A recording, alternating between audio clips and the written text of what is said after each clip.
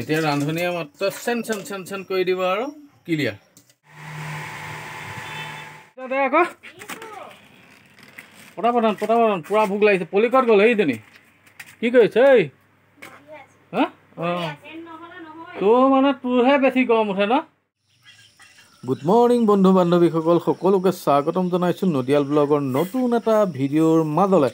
মই ভুৱন চন্দ্ৰ নদিয়াল, আপোনালোকে চাই আছে নদিয়াল ব্লগ। আজি আচলতে আন দিনতকৈ অলপ সোনকালে উঠা হ'ল, মানে অলপ সোনকালে মানে বেছিয়ে সোনকালে, প্ৰায় এঘণ্টা 1.5 ঘণ্টামান সোনকালে উঠা হ'ল। কথাটো হৈছে কি, আজি ছানডে, গতিকে ছানডে বুলি কোৱাৰ লগে লগে অলপ কাম বন থাকেতো, সেইকাৰণে ছানডে দিনা অলপ সোনকালে উঠি কাম বনখিনি কৰা হয়। গতিকে ছানডে যেতিয়া আজিৰ দিনটো একেবাৰে কামৰ মাজেৰে পাৰ কৰি দিব লাগিব, গতিকে আজিৰ দিনটোনো কি কাম কৰোঁ আৰু কেনেকৈ দিনটো পাৰ কৰিম আপোনালোকৰ লগতে শ্বেয়াৰ কৰিম বুলি মই আজি ভিডিঅ'টো প্ৰস্তুত কৰিলোঁ। গতিকে চাই থাকক আজিৰ দিনটো কেনেধৰণৰ কাম বনৰ মাজেৰে পাৰ কৰা হয়।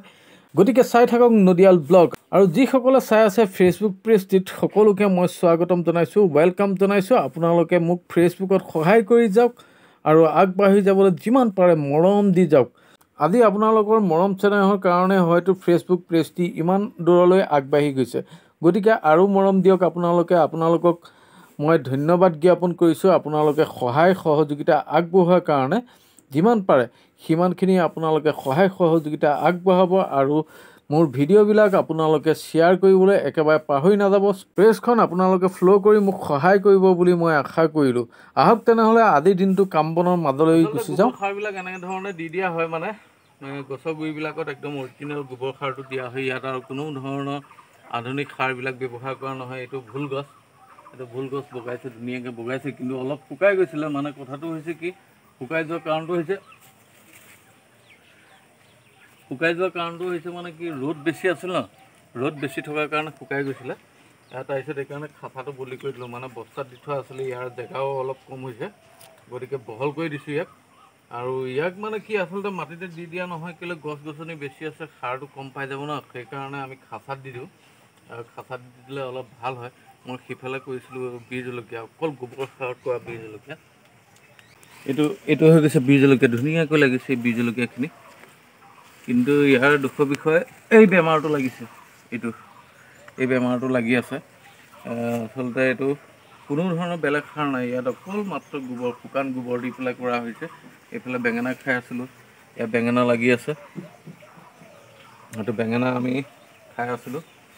কিছুমান মৰি গৈছে। আচলতে কথাটো হৈছে কি, ৰ'দৰ কাৰণে। এইফালে পাতি জলকীয়া লাগিছে, পাতি জলকীয়া, এইবিলাক পাতি জলকীয়া লাগি আছে। লাগিব মানে কি, ঘৰত খাবলৈ দুই এটা শাক চব্জি বাৰীখনৰ পৰা উলিয়াব পৰা যায়।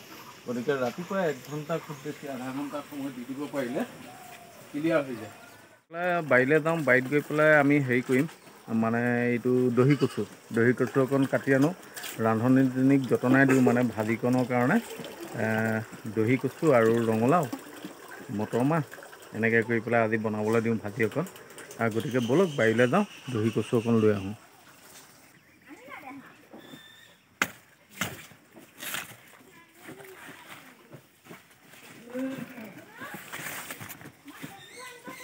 এইফালে হৈ গ'ল, ইয়াত দহি কচু কটা হৈ গ'ল, দহি কচুখিনি কাটি ল'লোঁ।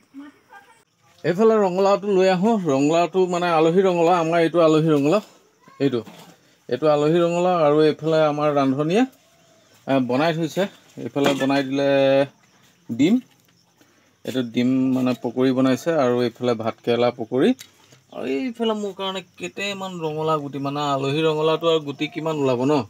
বাৰু যি নহওক, কচুৰ লগত বনাবলৈ ইয়াৰ আলহী ৰঙালাওটো কেনেকুৱা হ'ব, গতিকে ভাল হ'ব। এইটো দেখিছে নাই, এসাঁজ আমাৰ 4জনীয়াৰ কাৰণে একদম ধুনীয়া হৈ পৰিছে এইটো। গতিকে ব'লক, আজি ভাজিখন মানে মই ঘৰত আছোঁ, মেইন কথা মই ছুটীত আছোঁ। গতিকে আজি বিভিন্ন ধৰণৰ, বিভিন্ন জাতৰ, বিভিন্ন সোৱাদ, 12 মছলা 13 সোৱাদ।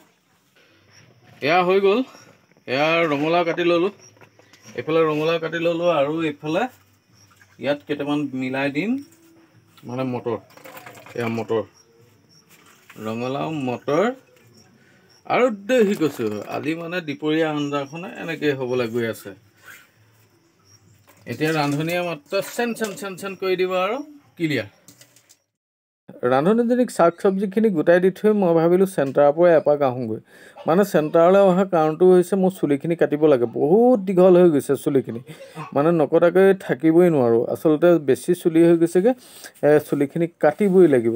গতিকে ভাবিলোঁ চেণ্টাৰলৈ যাওঁ, এপাক চেণ্টাৰত গৈ চুলিখিনি কাটি লওঁ। চেণ্টাৰলৈ ওলাই আহি আচলতে চেণ্টাৰতে লগ বন্ধু দুই এজনক লগ পালোঁ আৰু তেওঁলোকৰ লগত অলপ চলপ কথা পাতিলোঁ। কথা বতৰা পাতি দেখিলোঁ চেলুনখনৰ ওচৰলৈ যোৱাই ভাল আছে, নহ'লে একেবাৰে লাইন লাগি থাকিব লাগিব। গতিকে চেলুনৱালাজনেও দোকানখন খুলিছে, খোলাৰ কাৰণে মই আগতীয়াকৈ গৈ পেলাই চেলুনৰ সন্মুখত ৰখিলোঁহি। আৰু ৰখাৰ পাছতো কিন্তু এজনে দবা হকা দিছিলে, বোলে মইহে আগত আহিছোঁ, মই কাটিলোঁ। বাৰু যি নহওক, তেখেতক বুজাই মেলি মই কাটিবলৈ বহি গ'লোঁ। আৰু এয়া চাওক, আমি চেলুনখনত বহিছোঁ। আচলতে চেলুনৱালাজন আমাৰ এজন অসমীয়া ল'ৰা। অসমীয়া ল'ৰাৰ এনেধৰণৰ প্ৰতিভা থাকিলে খুবেই ভাল লাগে, আচলতে কৰিবলৈ শিকিব লাগে। এনেকুৱা প্ৰতিভা আচলতে কমেই দেখিবলৈ পোৱা যায়, নহয়নে বাৰু? পাতি আহি গাটো ধুই ল'লোঁ, এতিয়া ভাতকেইটা খাই লওঁ। মানে কথাটো হৈছে কি, ৰাতিপুৱাৰ পৰা ভাত পেটলৈ যোৱাই নাই, ইফালে সিফালে ঘূৰতে পকোতে একেবাৰে দেৰিয়ে হৈ গ'ল। গতিকে ভাতকেইটা খাই লওঁ। ইফালে কচুটো বনাই থৈছে, কচু আছেই, কচু ৰঙালাও। ভাতকেইটা খাই লওঁ। ঐ দে ভাত দে, পটাপট পূৰা ভোক লাগিছে। পলিকত গ'ল এইজনী, কি কৰিছে ঐ? তোৰ মানে তোৰহে বেছি গৰম উঠে ন, একেৰাহে ফেনৰ তলতে থাক যে। তাইহে মানে বেছি গৰম আৰু, একেৰাহে ফেনেই লাগিব তাইক। আমাৰ পলি আচলতে ফেন নহ'লে চলিবই নোৱাৰে, আৰু তাকে যদি কৈ থকা হয় তাই গৰমেই উঠিছে। ঘূৰতে পকোতে মানে ভাত খোৱা হোৱা নাই। ৰাতিপুৱা সেই বাৰী কাম বন কৰিলোঁ, তাৰপিছত ইফালে চুলিকেইডাল কটাবলৈ আছিলে, চুলিকেইডাল কটাবলৈ গুচি গ'লোঁ।